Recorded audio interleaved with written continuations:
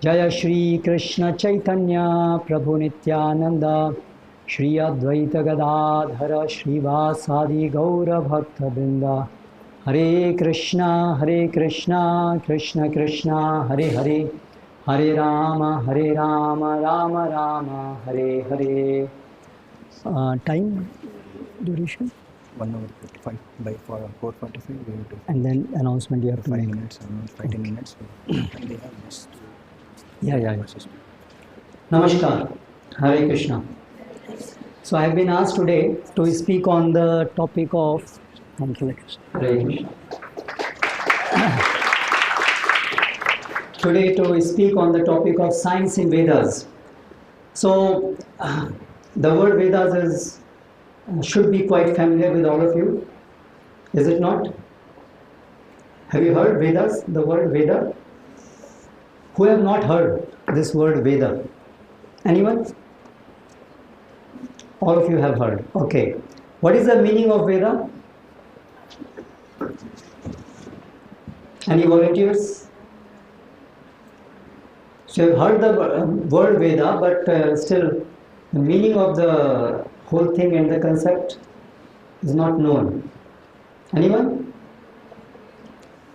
Okay. So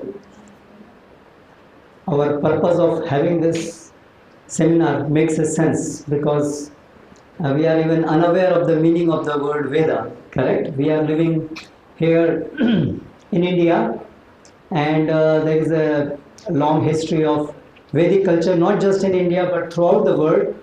But today we have come to a point that most of us don't even know what it means by Veda and what to speak of, what is there in the Vedic knowledge.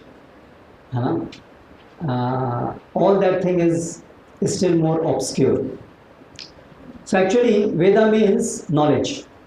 It's a Sanskrit word, Veda. The meaning is knowledge. So we have Vedic texts, Vedic literature, and at one time around 5,000 years ago, the whole world was governed by these teachings of Vedas, and therefore we had existent throughout the world what is called as Vedic culture.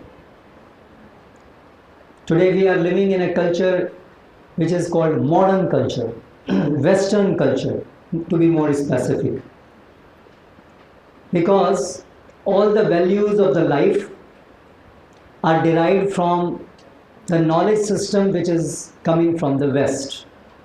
How we dress ourselves, how we address each other, how we define as right and wrong, all these things constitute culture. And presently, throughout the world, the predominant culture is coming from Western culture. And here we are in a technological institute, engineering institute. So presently, most of the technological advancements, science, modern science, also is coming from West. If you have taken some trouble to study the history of science, modern science, the science as we know today, it started a few hundred years back in Europe, in the West, with Renaissance and Enlightenment movement. History for most of people is very boring subject, the way it is presented. But actually, if we see how the history is shaping our life, then it is worth understanding. Like we are reading now the science, but how it started. Was it existent always? There was a time when this modern science as we know today started. So if we trace the history, there is what is called as historical era. That is the time when history started to be recorded. Okay, that was around in BC, before Christ, few centuries in BC.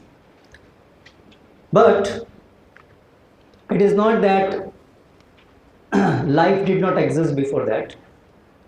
Intelligent people did not live before that. So we have accounts of history going back to lakhs and millions of years presented in what is called Itihas and Puranas. Itihas means history, literally. So as a part of Vedic knowledge, there are Puranas and Itihasas, which contain the history from the time creation happened. And that is like millions and millions and millions of years. And this Vedic culture was existent throughout the world for such long durations of time. But with the onset of Kali Yuga, have you heard of this word, Kali Yuga? You are afraid to speak or what? Have you heard of this word? Yes, okay, thank you. So, when did it start, Kali Yuga? Anyone? Please raise your hands, those who want to tell. You will not lose marks if you tell wrong, don't worry. Yes, 2000 to 2500 years ago, Kali Yuga. 2000, 2500 years ago. No, actually Kali Yuga started with Lord Krishna when he left this world. Around that time Kali Yuga started. That means 5000 years back when Mahabharata happened. So that from that time onward there was decline of Vedic culture. Satyuga, Treta, Dwapar and then Kali Yuga. Kali Yuga is the age where the Vedic culture declines. So till then, throughout the world there was Vedic culture and the whole world was governed from Hastinapur. And then gradually people in different parts of the world started drifting away from Vedic culture as it declined, and gradually Christianity and Islam came into existence. And then Christianity means now we are 2024 AD.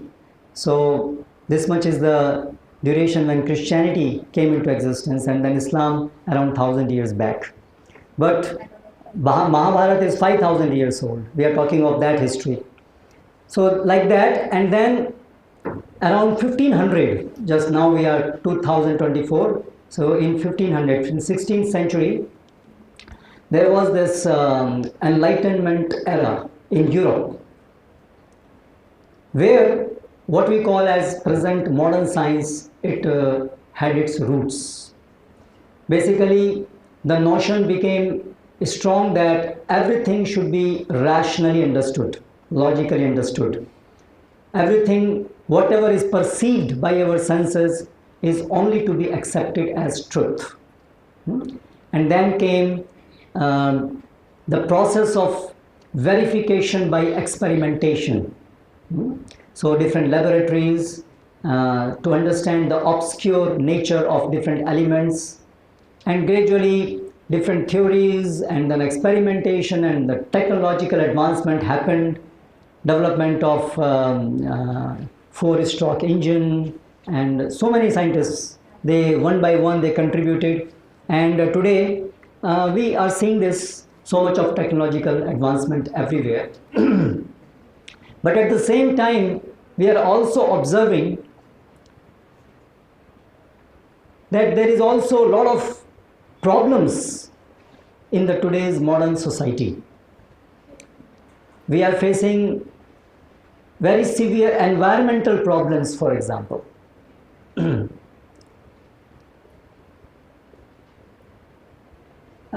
You might have heard about ozone depletion, temperature rising, oceans rising. There are so many problems. Our food is getting poisoned because of usage of chemical fertilizers. Our water is getting poisoned, air is getting poisoned, diseases are on rise, newer and newer diseases are erupting, and even the older ones which we thought we have overcome are resurfacing again. And then there is a large scale moral decline in the society. The morality level of the people is on decline. To have a stable society, we need families, and we are seeing that with disruption of the moral values and disruption of the societal values, the families are breaking. Divorce is increasing. Then we are seeing wars. At any given time in the world, there are big wars happening. Presently we see in Palestine and Ukraine, like that. If you go in the history, it's happening. Wars were there in Vedic times also, Mahabharata. But there was a very big difference. There is a very big difference between those wars and today's wars. One of the differences, today civilians are killed in these wars, mercilessly. But in Mahabharata, the war was between soldiers only. Civilians were not at all involved. They could lead their life peacefully. So it was not a massacring the mass. That was not the thing. But today's war especially target the civilians, the children, women, like that. So this is again a symptom of degradation. So many mental disorders, depression, especially among the youth, have become very rampant. Because again, there are no familial ties and selfishness is increasing, and therefore, and the stress is increasing. Because of that, there are mental disorders on rise. So, though on one hand, we have made lots of advancement in technology, but at the same time, we are also facing some of the most severe problems in the society today. So therefore, what is the solution ahead? Thoughtful people are thinking. So here we want to present to those who can think, those who want to think, those who should think, that our Vedic knowledge presents an outlook towards life which will help us to properly understand how we should live in a healthy way, in a meaningful way. Though we are presently making technical advancement, but when it comes to the purpose of life, then we don't find any logical and good reason. Ultimately it is eat, drink and marry, which all animals also do. Ultimately all technical advancement boils down to how to do 4 things which animals also do in a sophisticated way: eating, sleeping, mating and defending. If you analyze minutely, all the technological advancements are made to have these 4 things in a more sophisticated way. Our Vedic literature, they say, ahara nidra bhaya maithunam cha samanyam etad pashubhirnanam dharmo hitesham adhiko vishesho dharmena hina pashubhirnanam. These 4 things, eating, sleeping, mating and defending, they are common between human beings and all the animals, even plants. The only special prerogative of human birth is the questioning about what is the purpose of life. Why do we exist? Why this creation exists? What happens to us after death? Why do we have to die? These are the questions which only human beings can ask. Animals and plants, they don't ask such questions. They cannot, their consciousness is not so developed that they can think about these concepts. So therefore, human birth is not just meant to become sophisticated animals. So presently, technological advancement is primarily used for this purpose. So therefore, our life, we are having a disbalance. We are thinking that we are just this body and to live comfortably is all about life is, which is a very big mistake. And therefore, we are not at all thinking about our real self, which is eternal. What are the needs of that eternal self?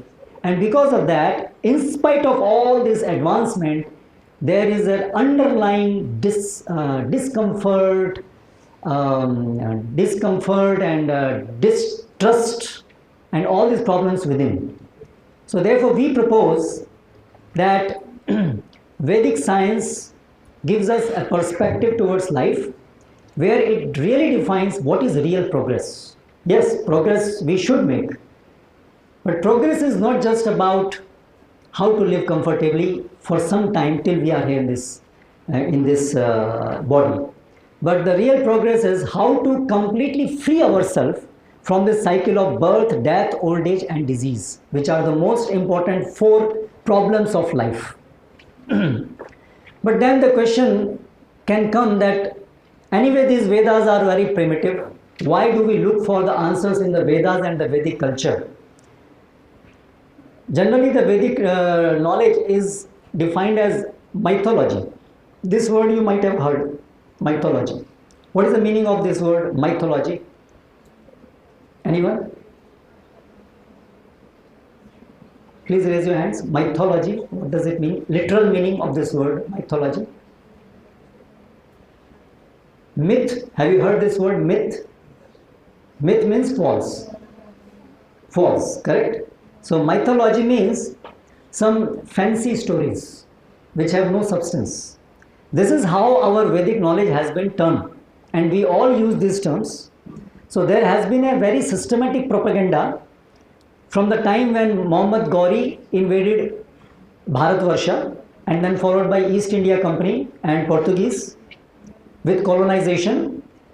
There was a systematic propaganda by what we call an Indologists. Indologists are those people who learned Sanskrit, who learned Vedas, but generally with an idea to depict the Vedic knowledge in a way that it is very primitive, useless mythology.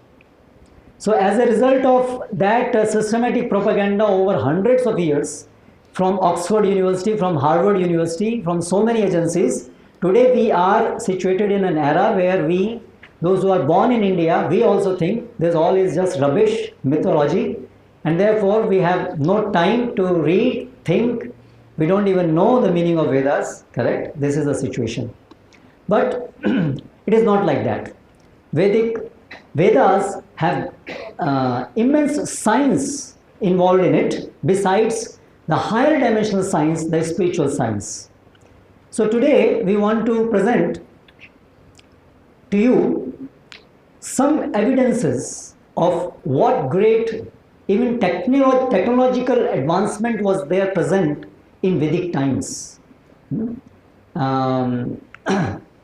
So therefore, with that we can get a glimpse of our glorious Vedic culture and what all it has to offer to us to help us in our life and the whole world as a whole.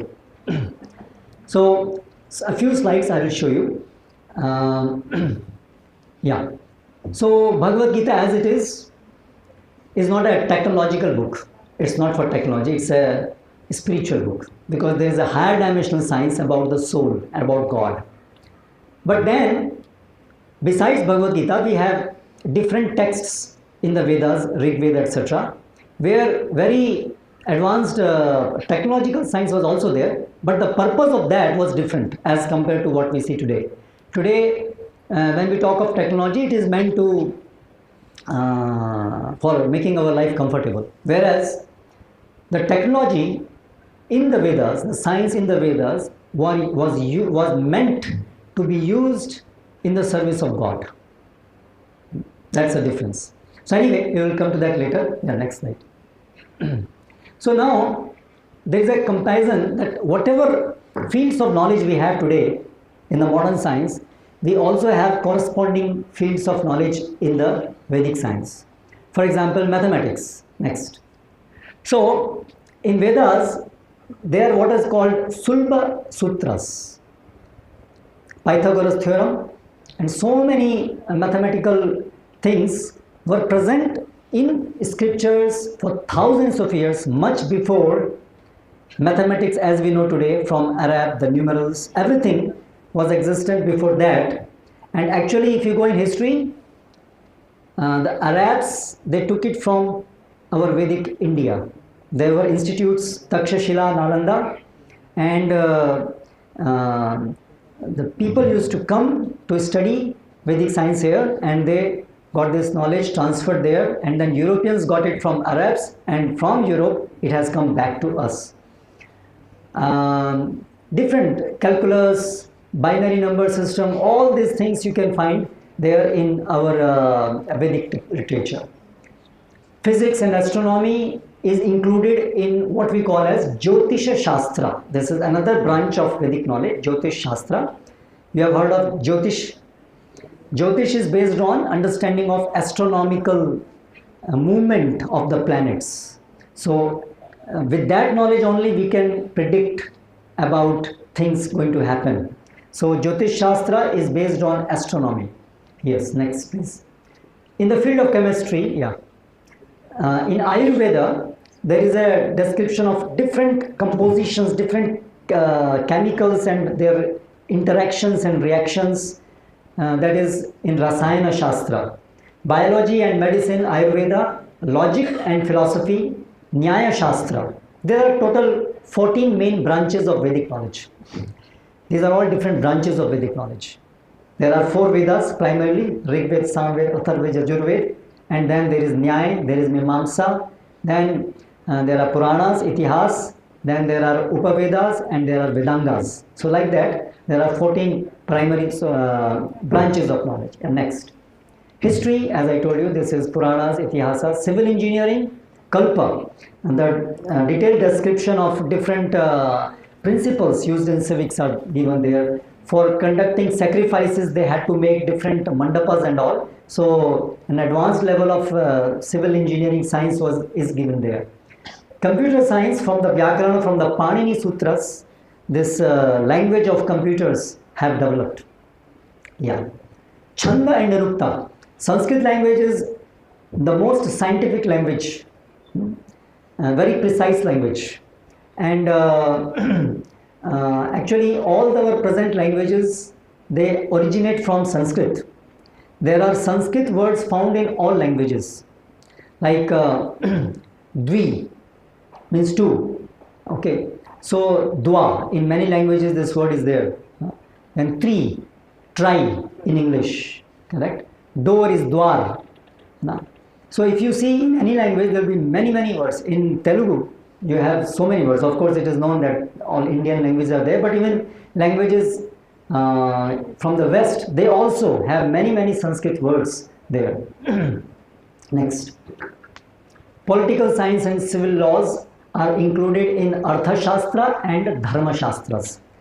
Next, then for entertainment also, there is Gandharva Veda. This is one of the Upaveda, Gandharva Veda. Yeah. Now, just some details. As I told you about the Pythagoras theorem, this is the, in Sanskrit, this Pythagoras theorem is given. This is Sulba Sutra. And Pythagoras was in 570 BC, but much before him, Baudhayana Rishi, much before him, had already depicted this. And it is not just in 800 BC. This Shastra is coming from time infinite. This was recorded by Vedavyas 5000 years before. Before that, it was coming by Shruti, by hearing from the spiritual master and memorizing it. Next. This is from University of New South Wales, Australia, a mathematician. His understanding that the units of measurement used in Vedas easily led to the accuracy of the diagonal, roughly 1,000th of the thickness of a sesame seed. Next slide. Yeah, you can go a few slides. Yeah, okay. So these are the different terms which we presently used in the mathematics. Prama, Paridhi, the circumference, the radius, the diagonal, all these geometrical terms, trigonometric terms, we all have them in our Shastras in the Sanskrit language. Yeah, next slide. Yeah. Physics and astronomy. Laws of conservation of energy. Next. Jyotish Siddhanta. There is a book called Surya Siddhanta. It's a very old text written in BC. But in this, there is a very detailed description of the planetary movements, the angular movements in the ellipses, circular movement, etc. And based on that, we used to predict occurrences of solar eclipse, lunar eclipse. Like if you go into the Mahabharata, once there was a solar eclipse, and then from Kurukshetra and from throughout India, people gathered at, from Dwarka, from Mathura, people gathered at Kurukshetra.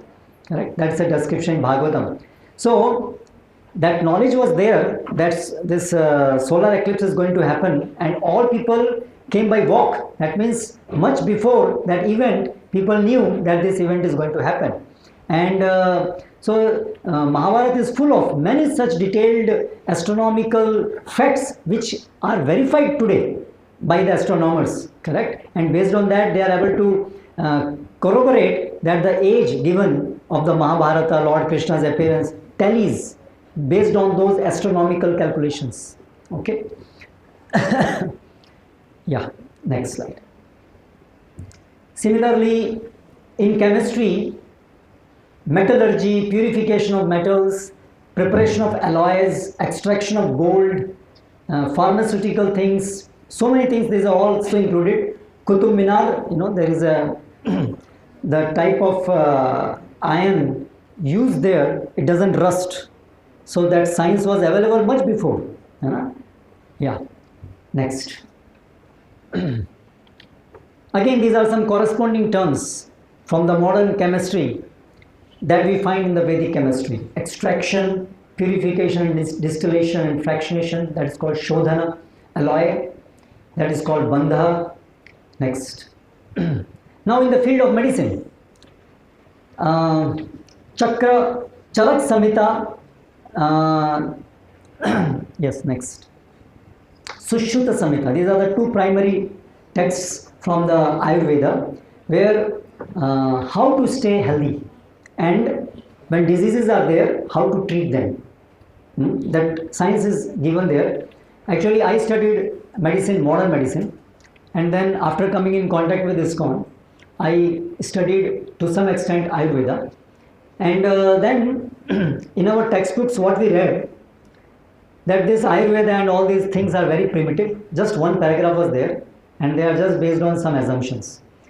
But afterwards, when I studied some Ayurveda and practiced it myself, I could see that this Ayurveda is a very, very much deeper science than compared to allopathy. Allopathy, you have lots of side effects, but in Ayurveda, you don't have those side effects. So actually, it's a very developed science, but we are all taught, in medicine I was taught, that this Ayurveda is very primitive and is just, to say, rubbish. So this is all we keep on hearing. So this is a propaganda coming from the West. So you see, these are the surgical instruments which we use in operation theatre. We use them regularly. And this is from Sushruta. And you see the similarity of the instruments. So all these procedures they used to happen, and we developed them from our scriptures. Yeah, next. Okay, so you can see all the corresponding terms are present in Ayurveda for allopathy, for homeopathy, all these different pathies, they were included in Ayurveda. They were all included in that. Yeah. For different branches of medicine, there are also corresponding terminology. For pediatrics, there is Kumara Vidyam. Psychiatry, there is Bhuta Vidya. For obstetrics and gynecology, like that, for all these branches. Yeah, next slide. Similarly, in the field of psychology, again, we have a very detailed description of psychology in Vedas, Vedic psychology, which is much more developed than modern psychology. How does this mind interacts with body? There is a very detailed description in Bhagavad Gita also, we find in the 6th chapter, because Yoga Shastra is based on controlling the mind, meditation. So there is a very detailed understanding of how mind works. So this is very important, especially significant for today for us, because so many mental disorders are there. So this psychological understanding gives us how our body is made and how these different koshas, subtle bodies there, and how they interact. So if we have a good understanding of this, we can prevent so many mental disorders, and we can become sane people. Yeah, next slide. Similarly, in the field of language, we have Nirukta, the Sanskrit dictionary that is called Nirukta. There is a detailed description of how each word is derived. It's very, very scientific. That's why Sanskrit, if you know the root, you can form many words by using that root. So it's very detailed science is there in this, so that Nirukta contains all these terminologies. Yeah, next. Similarly, in the field of architecture, we have Vastu Shastra and Shilpa Shastra for the designing of the temples and for other buildings. So these are again very detailed science of how we should design buildings, taking care of ventilation, the lighting, and even the subtle aspects to keep people healthy who are living inside. Similarly, in the field of politics, we have Chanakya Niti and Vidur Niti. Yeah, next. Similarly, in the fields of law, we have Manusmriti. And these laws, and because this Vedic culture, Vedic science is given by the Supreme Personality of Godhead, we don't need to have additions. Today in the laws, there is always amendments after amendments after amendments. But these are perfect laws. Yeah, next slide. These are again from the law, different corresponding words. Yeah. Now again, for defense, we had a very much developed Vyamanika Shastra, Shilpa, and then there is a Vyamanika Shastra, the science of missiles and aeronautics.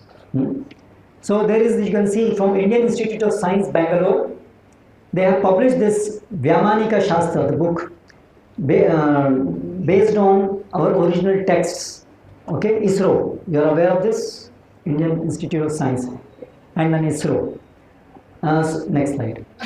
So you can see there is a very detailed description of the different Vimanas and how they used to run like supersonic airplanes. Pushpak Viman in Ramayana, we hear, which will, at the speed of thought, it will go. And by mantra Shakti, it will go.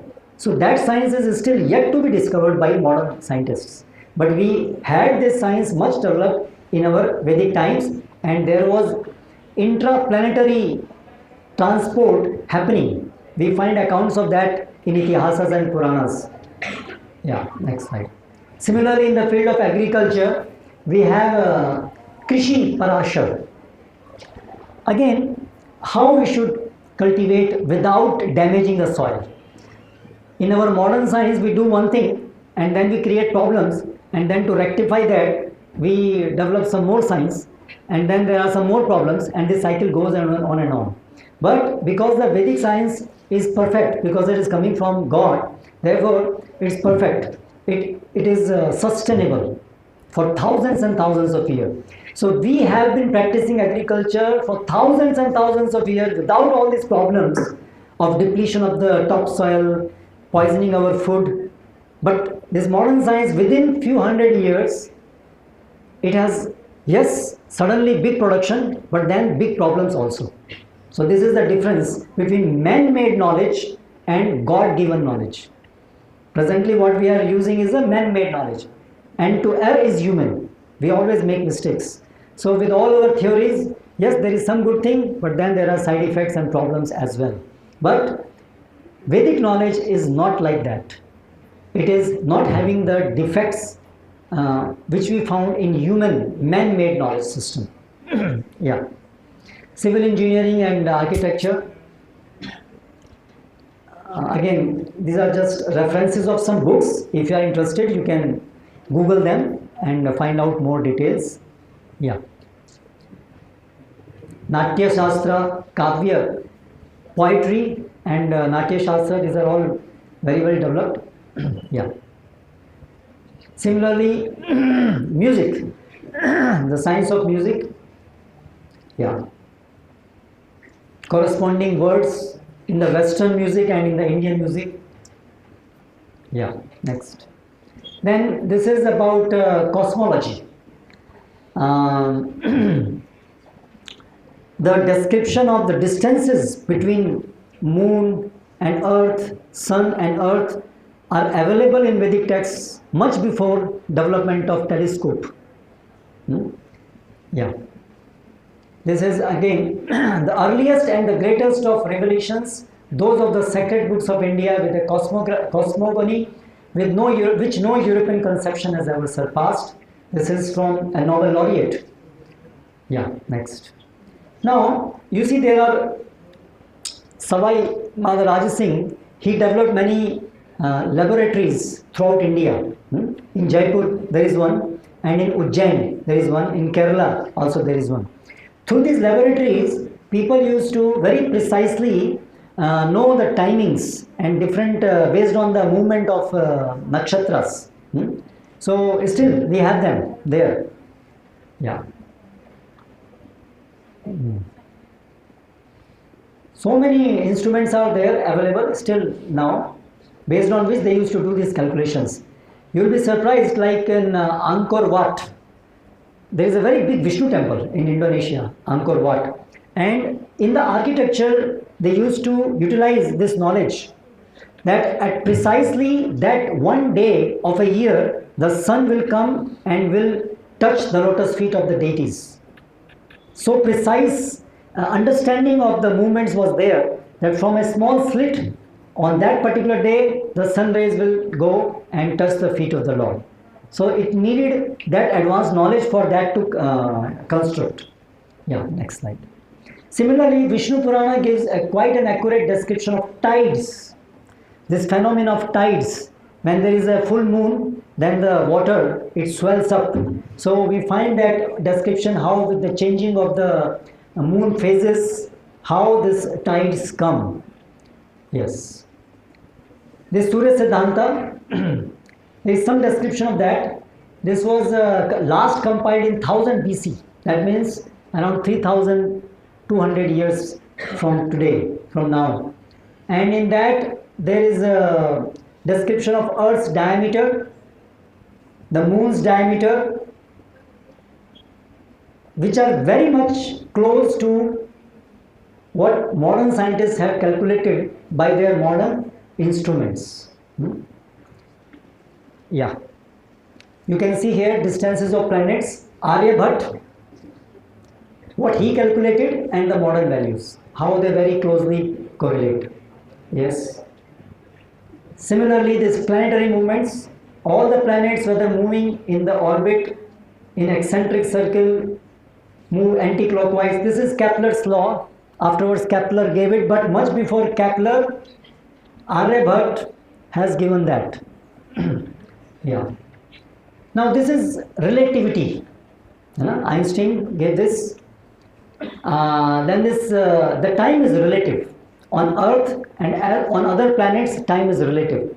So already this science was there that the time is relative. You see the life of Brahma, he lives for his 100 years, but his 100 years, the human 100 years are just as very, means his 12 hours of Brahma will be like millions and millions of human years, relative time difference. Yeah, next slide. Again, this presence of the lunar solar eclipse, I already spoke a little bit about this. The first calendar, Indian calendar, because to make that Panchang, that calendar, you need to have the understanding of the zodiac, how different nakshatras they move throughout the year. So 12,000 BC, the first calendar was made 12,000 BC. These calculations were made much before. Yeah, next slide. Similarly, in the field of industry and technology, metallurgy, aeronautics, architecture, yeah, next. This is Rig Veda. There is a description of iron in connection with artificial leg preparation, swords, spears. The earliest known metal experts, Rishi Patanjali, and he has a book, Loha Shastra, Metal Manual. So this science was quite developed. Yes. These are some examples of that. Steel and valuable metals, how to extract them, and in a very pure form. Yes. Bharadwaj, he is credited with teaching missile technology, then known as Agneya. Agneya Shastra. So missile technology was there. And we see in Ramayana and Mahabharata, the missiles run by mantras, they were used. And they were very specific. Brahmastra, you would have heard. They were very specific, like Ashwatthama, So in Uttara's womb, Parikshit was there, and that Brahmastra was targeted only to kill Parikshit. But today, Astras, they kill everything around, correct? But in Vedic times, they were very precise. Yeah. Again, as I told you about this Vimanas, Pushpak Viman, like that. Now, this is from a Theosophist. The literature of India makes us acquainted with a great nation of past ages which grasped every branch of knowledge and which will always occupy a distinguished place in history of civilization of mankind. Yeah. There is a book, Story of Civilization, by Will Durant. Story of Civilization. It's a 11-volume books, and there he gives credit that all cultures and all knowledge ultimately have originated from Vedic culture and Vedas. So this is what I was telling you. In 4th BC, ambassadors and philosophers from Greek, they came to India, Takshashila and Nalanda. They got trained and they took this knowledge to Greek. And then Persians and Arab kings, they came 600 BC to 11th AD, and these are all things available, their records, how they got this knowledge from here. And then the Europeans got it from Arabs, so Greece, Arab, and then Europeans, and then from Europeans it is coming back to us again. Yeah. This is Voltaire, a very famous personality. Everything has come down to us from the banks of Ganges. I think that's the end. Yeah. So, the purpose of showing this small showcasing our Vedic knowledge is to bring to your notice that we have a great legacy which we have presently forgotten, and because of that we are also suffering, and the whole world is also suffering because of dearth of this very advanced knowledge. This technological advancement which we have shown you, this was a very small part of the whole Vedic science. The goal of Vedic science was moksha, overcoming birth and death, because that is the greatest misery. The purpose of science, if at all we take it as it is to relieve human suffering. But what can be the greater suffering than death, disease? Correct? So, our Vedas targeted on that real suffering, the root of all sufferings, birth, death, old age and disease. And therefore, our scriptures, they focus on giving that knowledge by which everyone can gradually advance spiritually and go to a state where one doesn't have to return back. Our Shastra gives description that this material existence, what we see, is not everything. It is just a very small part of the whole existence. Parastasmat tu bhavanyat avyo vyaktat sanatana yad gatva nanivartante tad dhama paramam mama. In Bhagavad Gita, Lord Krishna describes beyond this material world is spiritual world, what we call as Vaikuntha. Having gone, one does not return back to this cycle of birth and death. So actually we are all eternal souls. That's why we have desire not to die. We don't want to die. We don't want to get old. We don't want to get diseased. Why? Because inherently we are souls which does not die. No disease. That's why we all have that desire. But till we will continue to be bound by this body, continue to take birth, we will suffer death also. Whatever takes birth will die. This body will take birth, it has to die. But the soul suffers experience of birth and death because it is identifying itself with the body. We are all thinking that I am this body. When we give our address or who we are, then I am so and so, born on this date, my father is this, mother is this. These are all descriptions pertaining to this body, not to our soul. Because we don't know that who we are actually. So unless we know who we are, how can we really make advancement in right direction? Therefore, the Vedas the primary goal of Vedic knowledge is self-realization. You first understand who you are, and then understand purpose of your existence, purpose of everything. Then we can live happily. Suppose you are now in this institute, and suppose somebody goes mad. He forgets why this institute is there and why he is here. Whole day is playing. Then it's useless, and the authorities will throw him out because this place is not meant for that. You know? So similarly, this existence, we have a very unique purpose, and the purpose is that we have forgotten our Father, God. We have forgotten our relationship with Him. We rebelled against Him. We wanted to be independent of Him, and therefore we have come to this world. But this world is dukhalayam ashashvatam. Bhagavad Gita tells this word is dukhalayam ashashvatam. By the person who made this word is dukhalayam. Dukhalayam means the place where you get miseries. Dukhalayam. And ashashvatam. Ashashvatam means temporary. So therefore, these problems will definitely be here. So the real science, okay, technological science, whatever we are developing, with that we should try to understand our existence about God and glorify the God. Then this science, technology, whatever we are learning will have its proper use.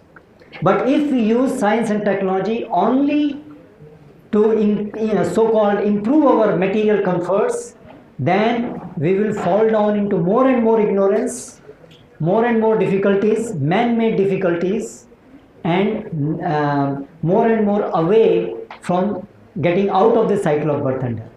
So therefore, we request that if you, by hearing this small talk, you got some faith, some understanding that Vedas are real source of knowledge. So we request you to please read at least once Bhagavad Gita, which is the primary text of Vedas.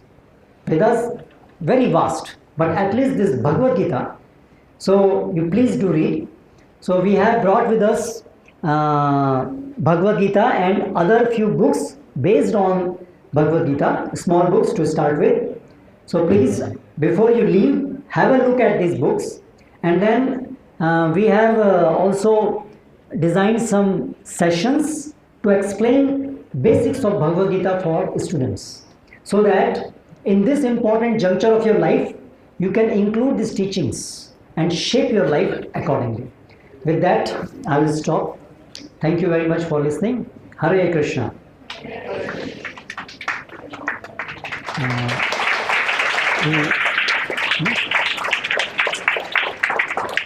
Thank you, Prabhuji. So, as Prabhu said, this is just an introduction. After this, we are going to have a 4-day session called Science of Self-Realization. So that session will be conducted next week within the college campus. The time and venue will be informed to you. But whoever wants to register for the course, please, scan this QR code and register the course.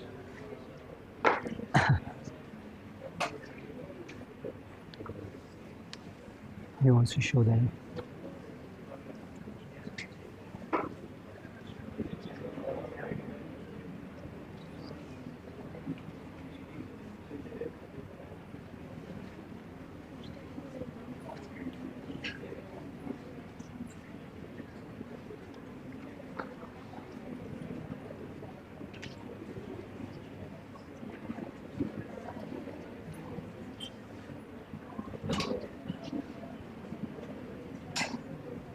We have hard copy if you want. Anyways. So meanwhile, I'll just show these are the QR codes. We will be pasting this here. While going, you can scan and then register for the course. Meanwhile, if you have any questions, you can just ask related to this topic today.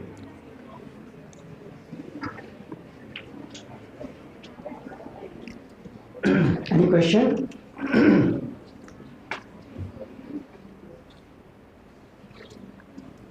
So do we have another mic if they have to ask question? So you can, those who want to ask question, please just raise your hand and we will bring the mic to you.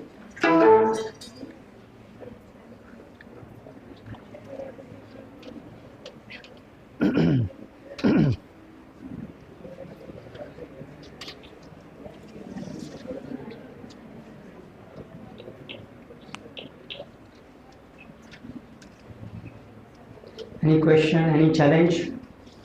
You don't need to accept whatever I said. You can challenge it also.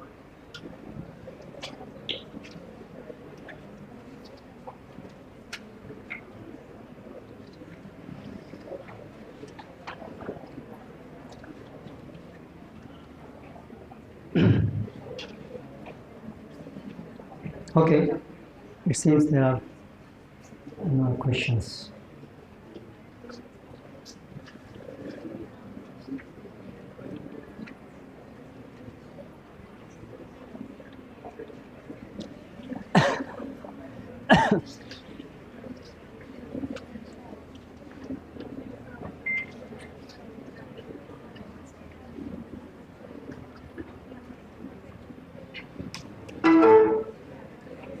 Okay. Huh?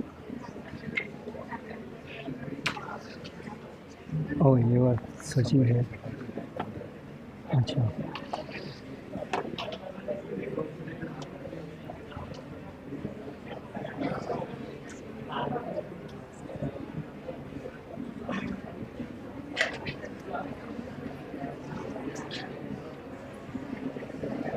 Anybody? Any question? Okay.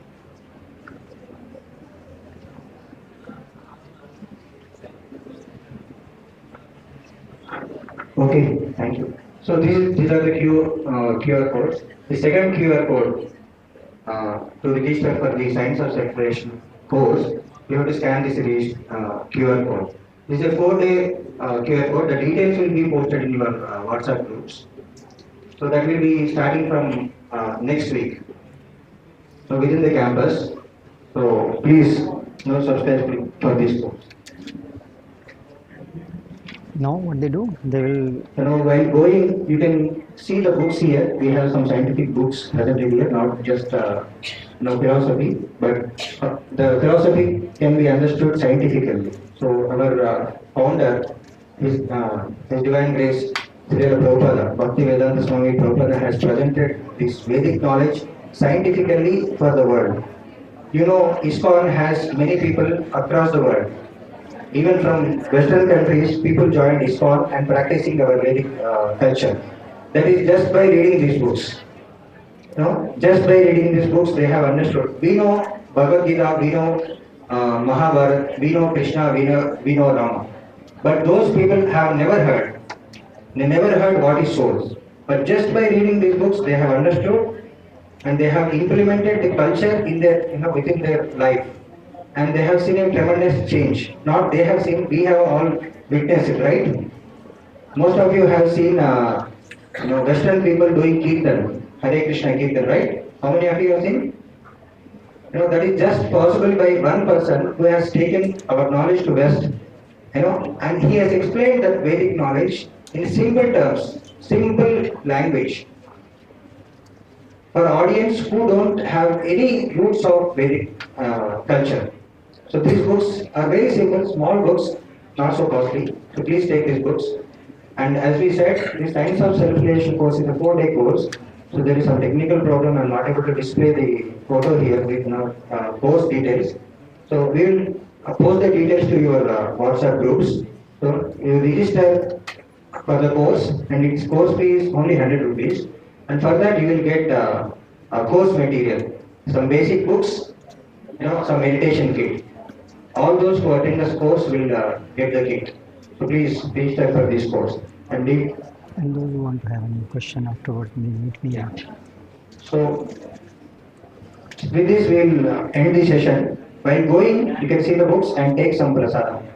And if any students has any personal questions, who want to ask any personal questions from regarding Person means person means not personal in your life, but related to this today's topic and spirituality, please our Prabhuji will be sitting there.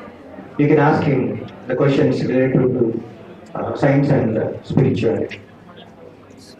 So we thank everyone for attending the session.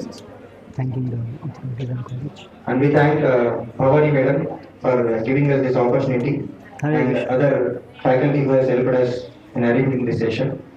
So we all welcome you. We are from iskcon. We have an iskcon temple in Bhimavaram.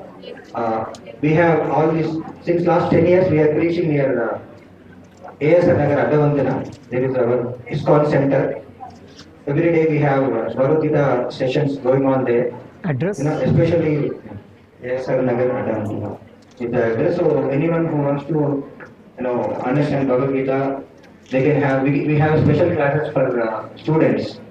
So please come there. And a new temple is coming up near Delhi Public School.